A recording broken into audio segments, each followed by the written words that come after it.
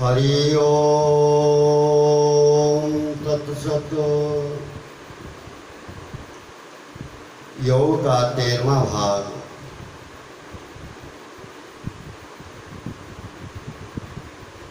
प्राणायाम के लिए आसन।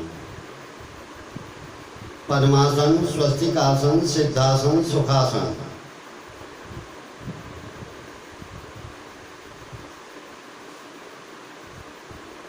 इनमें से कोई सा भी आसन लगाकर पूरक कुंभक लेकर, अब पूरक उसका नाम है जिसमें श्वास को सने सने अंदर ले जाया जाता है। कुंभक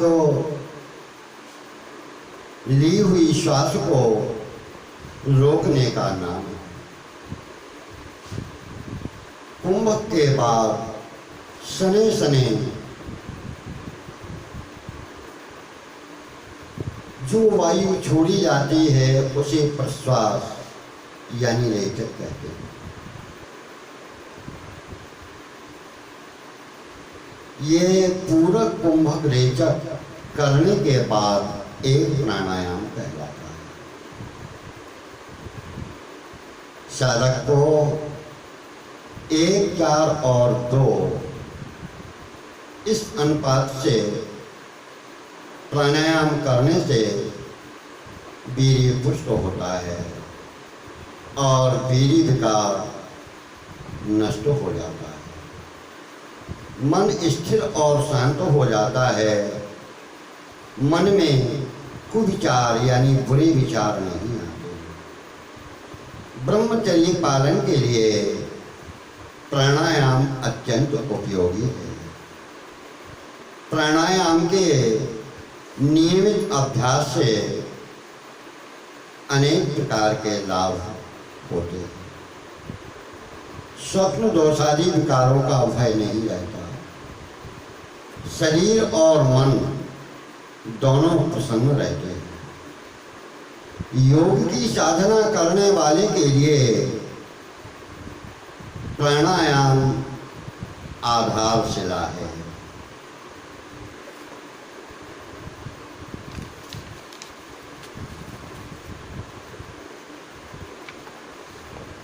ईश्वर भक्ति, सर्वशक्तिमान सर्वेश्वर निखिल ब्रह्मांडों की रचना की, जिन्होंने जीवों के सुख के लिए सूर्य, चंद्र, पृथ्वी आदि का निर्माण किया, जिन्होंने अपनी अहेतुकी दया से इस धराधाम पर देवों को भी जो दुर्लभ है वह मानव योनि हमें प्रदान की।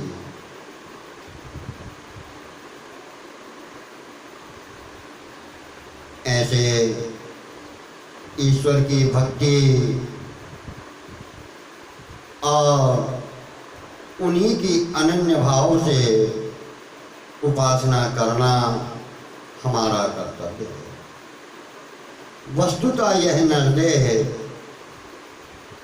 इसी उद्देश्य से मिलता है। ईश्वर भक्ति उपासना से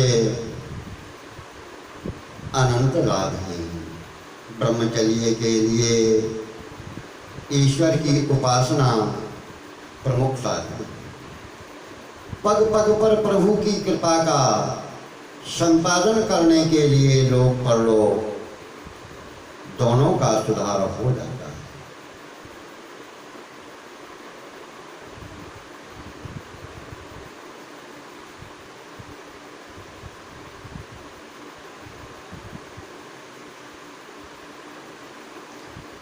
जो हमारे शरीर के निर्माता हैं उन्हीं की कृपा से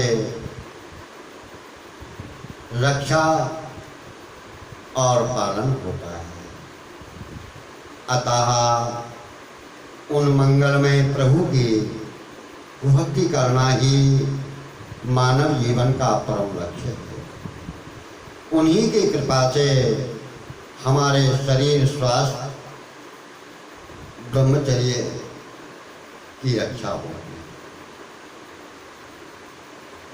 अब विषयों में दोष दृष्टि रखना बहुत ही जरूरी है। इंद्रियों के विषयों से अनेकानेक अनर्थ हो रहे हैं। इसका विचार करके हमें विषयाधीन न होकर विषयों को अपने अधीन करना चाहिए। विलासिता से हमेशा दूर रहकर जीवन को त्यागमय बनाने का अभ्यास करने में ही मानव जीवन की सार्थकता है। संसार में आसक्त जीवन पतन की ओर ले जाता है और त्यागपूर्ण जीवन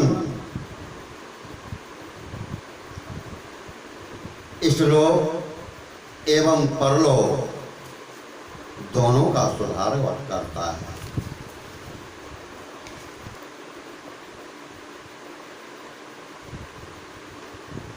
आसन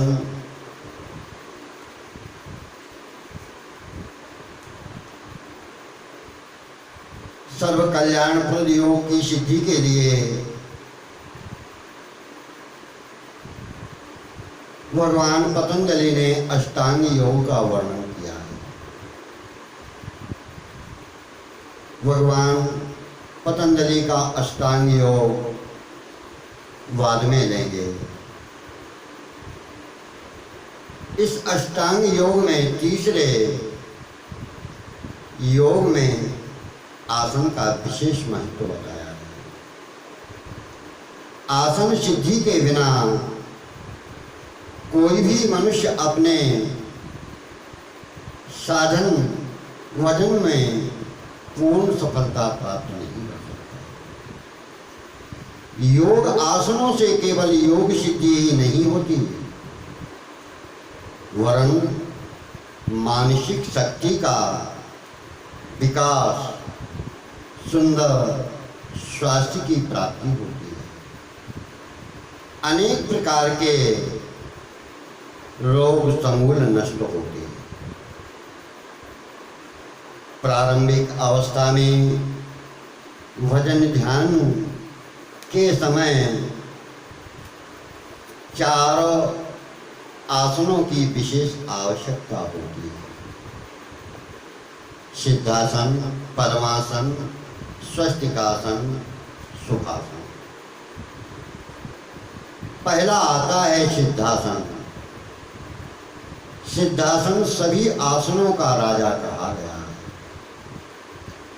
साधकों के लिए यह आसन परम उपयोगी सिद्ध हुआ है। इसकी विधि कि कैसे लगाएं वह इस प्रकार है। पहले साधारण रूप में अपने आसन पर शांति पूर्वक बैठ जाएं। पश्चात अपने बाएं पैर की एड़ी गुदा और अंडकोश के बीच में लगा दें और दाहिने पैर की एड़ी मूत्रेंद्रिय के ऊपरी भाग पर रखें। दोनों पैरों के पंजे जांग और पलड़ियों के बीच में स्थित करें। पश्चात अपने दोनों हाथों की उंगलियों को आपस में बांधकर अर्ध मुद्रा रूप में सामने एड़ी के ऊपर रखें अथवा दोनों घुटनों पर भी रख सकते हैं। इसके बाद मेरुदंड यानी जो रीढ़ की हड्डी होती है उसको सीधा करके बैठे। साधक अपनी दृष्टि को भ्रुकुटी के बीच में यानी भौहों के बीच में या नासिका के अग्रभाग में सुविधा के अनुसार स्थित करके इधर उधर ना देखता हुआ शांतिपूर्वक बैठे। नेत्र खुले रहने पर तो दृष्टि नासिकाग्र अथवा भ्रुकुटी में स्थित किया ही जा सकता है, किंतु यदि इसमें कठिनाई प्रतीत होती हो तो नेत्र बंद करके सुरति के द्वारा दृष्टि स्थिर कर सकते हैं। जो भ्रुकुटी अथवा नासिका प्रभाग में किसी भी प्रकार अपनी दृष्टि को स्थिर नहीं कर सकते, वे किसी बाह्य बिंदु पर भी अपनी दृष्टि स्थिर करने का अभ्यास कर सकते हैं।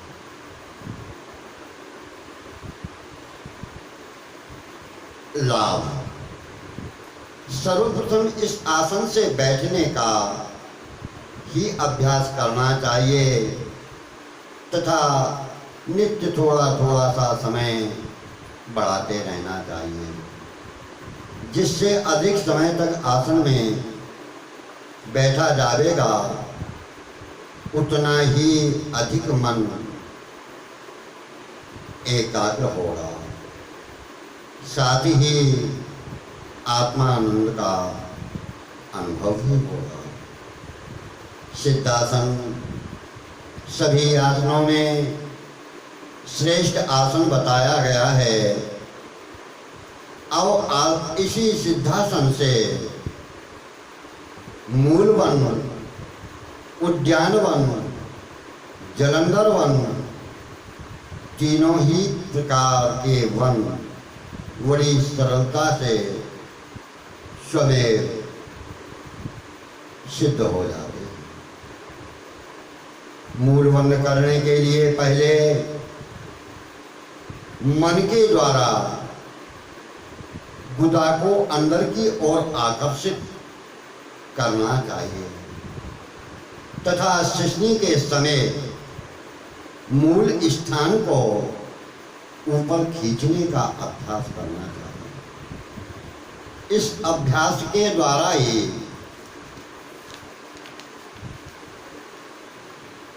अपान को प्राण की ओर लाने का प्रयत्न करना चाहिए। इससे अपान वायु प्राण वायु में मिल जाती है और प्राणवायु स्थिर हो जाती है। यहाँ पर एक कहावत भी है कि अपान वायु ऊपर ले जावे, प्राण वायु नीचे ले आवे, जा पर यह साधन बन आवे, योगी बूढ़ो होन न पावे। मूल बंद के अभ्यास से वीर्य ऊर्ज रहता होता है, ऊपर को जाने लगता है और स्वप्न दोष आदि सभी विकार नष्ट हो जाते हैं। मस्तिष्क व हृदय दोनों शक्तिशाली हो जाते हैं। मेरुदंड को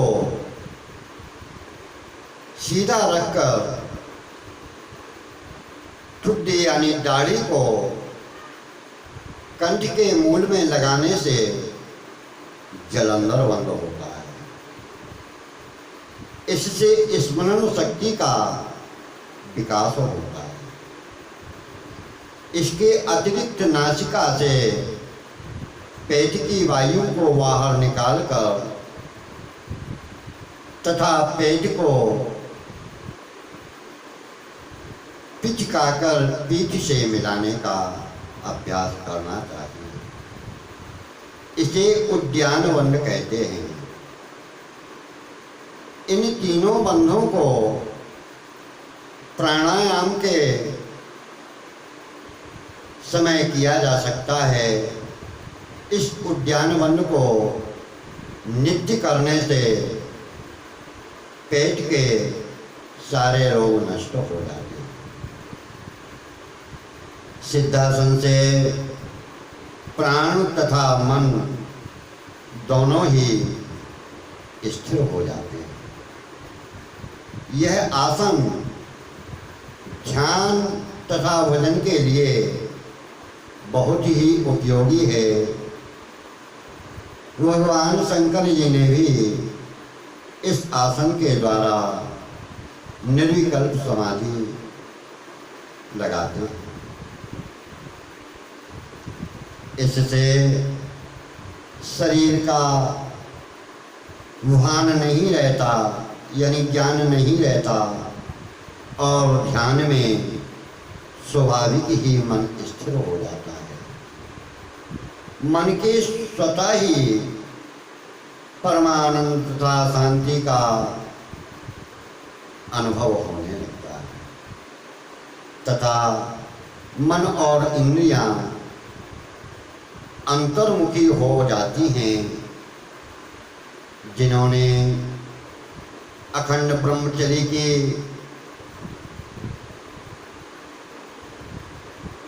रक्षा का व्रत लिया हो,